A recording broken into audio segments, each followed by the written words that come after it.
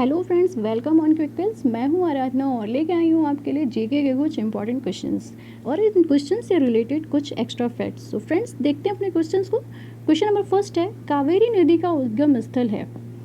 आपको बताना है कावेरी नदी का उद्गम स्थल कौन सी पहाड़ियाँ हैं। तो इसका आंसर हो जाएगा कावेरी नदी का उद्गम स्थल ब्रह्मगिरी की पहाड़ियाँ का आंसर नंबर ए। ठीक है, कुछ एक्स्ट्रा फैक्ट बता दूँ तो यह ब्रह्मगिरी की पहाड़ी पश्चिमी घाट पर स्थित है तथा कावेरी नदी कर्नाटक के कुर्ग से निकलती है और बंगाल की खाड़ी में मिल जाती है। फ्रेंड्स, कावेरी नदी की लंबाई 760 किलोमीटर लंबी है। साथ ही इसकी सहायक नदियां अमरावती, भवानी, हेमावती और काबनी है। यह भारत का दूसरा सबसे बड़ा जलप्रपात बनाने वाली नदी है जिसका नाम शिव समुद्रम है। इस जलप्रपात का नाम शिव समुद्रम है। फ्रेंड्स, एक बात और बता दूं कि कावेरी नदी को लेकर 4 राज्यों में विवाद चल रहा है। वो राज्य हैं कर्नाटक, केरल, तमिलनाडु और पुदुचेरी। क्वेश्चन नंबर 2 है, चौथ और सरदेशमुखी नामक कर को किस वंश के शासकों ने वसूला था। तो चौथ और सरदेशमुखी नामक कर मराठाओं के द्वारा लिया जाने वाला कर था। क्या था ये कर? तो चौथ और सरदेशमुखी कर मराठा राजवंश के पड़ोसी राज्यों से लिया जाने वाला कर था। चौथ में वो पड़ोसी राज्यों के कुल राजस्व का 1/4 पार्ट लिया करते थे, यानी 25% कर लेते थे, और सरदेशमुखी में वो 10% उनका वसूल करते थे। और इस कर को वो करते क्या थे? तो इस कर का उपयोग वो सैन्य सुदृढ़ता को बढ़ाने के लिए और अपनी वित्तीय व्यवस्था में सुधार करने के लिए इसका उपयोग करते थे। क्वेश्चन नंबर 3 है, नाबार्ड की स्थापना किस वर्ष में हुई थी। तो इसका आंसर हो जाएगा आंसर नंबर सी, 1982 में। नाबार्ड के कुछ फैक्ट बता दूं तो नाबार्ड का full form national bank of agriculture and rural development यानी राष्ट्रीय कृषि और ग्रामीण विकास बैंक है। ठीक है, इसका मुख्यालय मुंबई में स्थित है और इसका कार्य क्या है? ग्रामीण क्षेत्र के विकास के लिए कर प्रदान करता है। साथ ही इससे रिलेटेड एक करंट अफेयर का क्वेश्चन बता दूं तो 27 मई 2020 को इसके एक नए अध्यक्ष नियुक्त किए गए हैं जिनका नाम है श्री GR चिंताला। तो इस क्वेश्चन से इतने फैक्ट्स आपको याद रखने हैं। क्वेश्चन नंबर 4 पे चलते हैं। क्वेश्चन नंबर 4 है, बुलंद दरवाजा का निर्माण किसने कराया था। तो इसका आंसर हो जाएगा आंसर नंबर डी, अकबर ने करवाया था। कब करवाया था? 1602 में। कहाँ स्थित है यह बुलंद दरवाजा? तो यूपी के आगरा में फतेहपुर सीकरी नामक स्थान पर स्थित है और अपने नाम को सार्थकता प्रदान करने वाला यह स्मारक विश्व का सबसे बड़ा प्रवेश द्वार के नाम से भी जाना जाता है। चलते हैं नेक्स्ट क्वेश्चन की तरफ। क्वेश्चन नंबर 5 है, विद्युत पंखा का आविष्कार किसने किया था। उसका आंसर हो जाएगा answer B, Schuyler S Wheeler ने विद्युत पंखा का आविष्कार किया था। क्वेश्चन नंबर 6 है, कामाख्या मंदिर में हर वर्ष अम्बुबाची मेला चलाया जाता है और मनाया जाता है और यह मंदिर किस राज्य में स्थित है। आपको बताना है कि यह अम्बुबाची मेला जो मनाया जाता है वह मंदिर किस राज्य में स्थित है। तो यह मंदिर असम राज्य में स्थित है। ठीक है फ्रेंड्स, तो ये क्वेश्चन काफ़ी इम्पॉर्टेंट है, खासकर इसलिए क्योंकि यह क्वेश्चन 2018 के UPPSC में पूछा गया क्वेश्चन है कि अम्बुबाची मेला किस मंदिर में मनाया जाता है। तो आपको तीनों चीज़ यहाँ पे याद रखनी है, कामाख्या मंदिर, अम्बुबाची मेला और असम। ठीक है, चलते हैं नेक्स्ट क्वेश्चन की तरफ।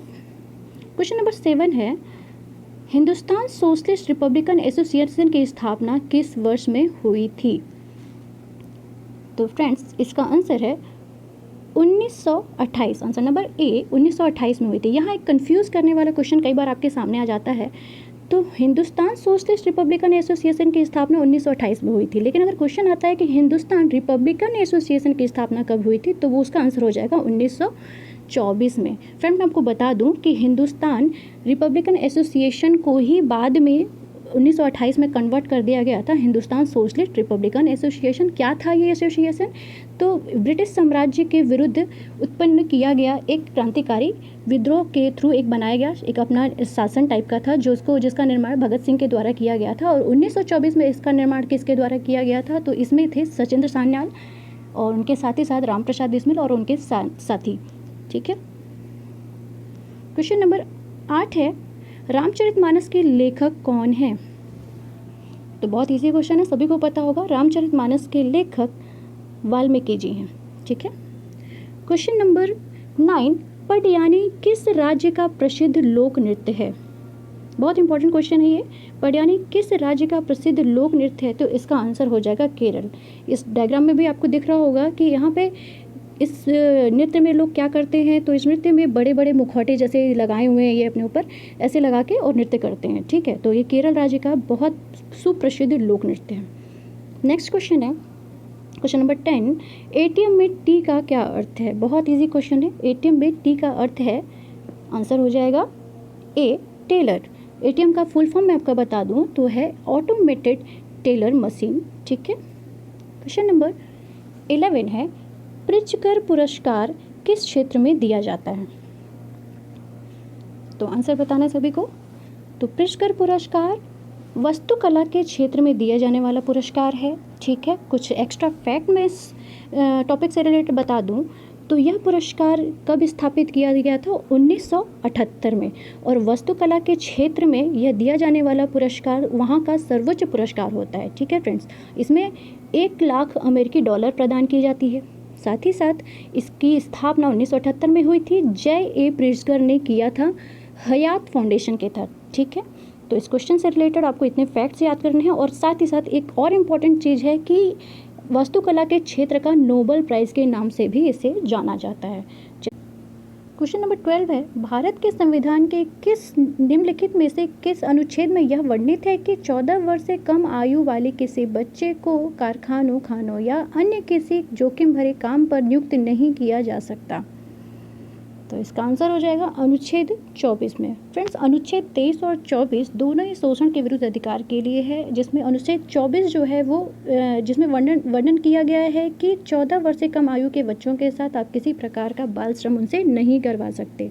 ये एक गैर कानूनी है। क्वेश्चन नंबर 13 है, शिवाजी महाराज के शासनकाल में मंत्रिपरिषद को किस नाम से जाना जाता था। तो शिवाजी महाराज के शासनकाल में मंत्रिपरिषद को अष्टप्रधान के नाम से जाना जाता था। आंसर हो जाएगा बी, अष्टप्रधान के नाम से जाना जाता था। क्वेश्चन नंबर 14 है, जल की स्थायी कठोरता दूर करने के लिए किसका उपयोग किया जाता है।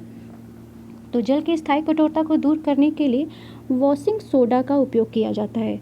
इसका रासायनिक नाम है सोडियम कार्बोनेट, ठीक है। तो जल की 2 तरह की कठोरता होती है, एक अस्थायी और स्थायी। अस्थायी को तो आप उबाल के भी दूर कर सकते हैं, लेकिन स्थायी के लिए हमें कुछ केमिकल का यूज़ किया जाना पड़ता है, तो वो है वॉशिंग सोडा। क्वेश्चन नंबर 15 है, पटकाई की पहाड़ियाँ भारत के किस भाग में स्थित हैं। फ्रेंड्स, तो आपको बताना है पटकाई की पहाड़ियाँ भारत के किस भाग में स्थित है। तो इसका आंसर हो जाएगा आंसर नंबर डी, भारत के पूर्वी भाग में स्थित है। और मैं आपको कुछ इससे रिलेटेड एक्स्ट्रा फैक्ट बता दूं तो ये भारत के पूर्वी भाग में वर्मा के साथ लगी हुई एक अंतर्राष्ट्रीय क्षेत्र सीमा है, ठीक है। इसकी प्रमुख 3 श्रृंखलाएं हैं, उसमें क्या क्या नाम है इनका, तो यहाँ डायग्राम में भी आपको दिख रहा है, पटकाई बूम, गारो, खासी और जयंतिया की पहाड़ियाँ, साथ ही साथ लुसाई की पहाड़ियाँ। और भारत के कौन कौन से क्षेत्रों से लगा हुआ है ये, तो नागालैंड, मणिपुर, मेघालय, मिजोरम में यह विस्तृत है। क्वेश्चन नंबर 16 है, कटु सत्यता को दर्शाने वाला सामाजिक नाटक मृच्छकटिकम मिट्टी की गाड़ी किसने लिखा है। तो आपको आंसर समझ में आ गया होगा। इसका आंसर है आंसर नंबर बी, शूद्रक ने लिखा है। फ्रेंड्स, मैं बता दूं कि यह संस्कृत साहित्य का एक बहुत बड़ा और सुप्रसिद्ध नाटक है। क्वेश्चन नंबर 17 है, हैजा किस जीवाणु के कारण होता है। तो बताना है आपको हैजा किस जीवाणु के कारण होता है। तो हैजा विब्रियो कॉलेरी के कारण होता है फ्रेंड्स, ठीक है। और क्या होता है इस बीमारी में, तो ये बीमारी किस वजह से हो जाती है, तो दूषित भोजन और दूषित पानी पीने के कारण यह बीमारी होती है। इसमें अपना शरीर में पानी की कमी हो जाती है और साथ ही लूज मोशन टाइप की बीमारियाँ हो जाती हैं। नेक्स्ट क्वेश्चन है क्वेश्चन नंबर 18, विश्व का एकमात्र तैरता डाकघर किस झील पर स्थित है। बहुत इंपॉर्टेंट क्वेश्चन है, विश्व का एकमात्र तैरता डाकघर, आंसर हो जाएगा डल झील पर स्थित है। फ्रेंड्स, कहाँ है ये डल झील, तो यह डल झील जम्मू कश्मीर में स्थित है। साथ ही साथ मैं आपको बता दूं कि भारत का जो डाक सेवा है यह विश्व का सबसे बड़ा और सबसे पुराना डाक सेवा है। इसके बारे में भी आपको पता रखना है। जम्मू कश्मीर में डल झील स्थित है, ठीक है फ्रेंड्स। नेक्स्ट क्वेश्चन है क्वेश्चन नंबर 19, राणा सांगा के नेतृत्व में राजपूत सेनाओं और बाबर के बीच खानवा की लड़ाई किस वर्ष हुई थी। तो इसका आंसर हो जाएगा 1527 में। बाबर के युद्ध अब बहुत इंपॉर्टेंट है, आपको पता भी है कि हर एग्ज़ाम में कोई ना कोई एक युद्ध ज़रूर पूछा जाता है। तो इनके 4 युद्ध थे इंपॉर्टेंट जो थे, वो कौन कौन से हैं, तो पहला है पानीपत का युद्ध जो कि 1526 में हुआ था। दूसरा है खानवा का युद्ध जो कि 1527 में हुआ था। तीसरा है चंदेरी का युद्ध 1528 में और घग्गर का युद्ध 1529 में हुआ था। ठीक है फ्रेंड्स, चलते हैं नेक्स्ट और अपने लास्ट क्वेश्चन की तरफ। भारतीय फिल्म और टेलीविज़न संस्थान स्थित है।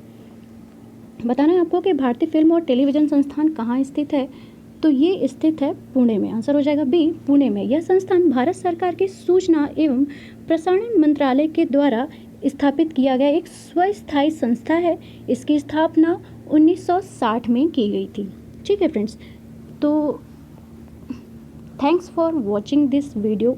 और आपको आई होप कि वीडियो पसंद आया होगा, तो वीडियो को लाइक करिए, शेयर करिए, साथ ही साथ चैनल को सब्सक्राइब करिए। Thank you.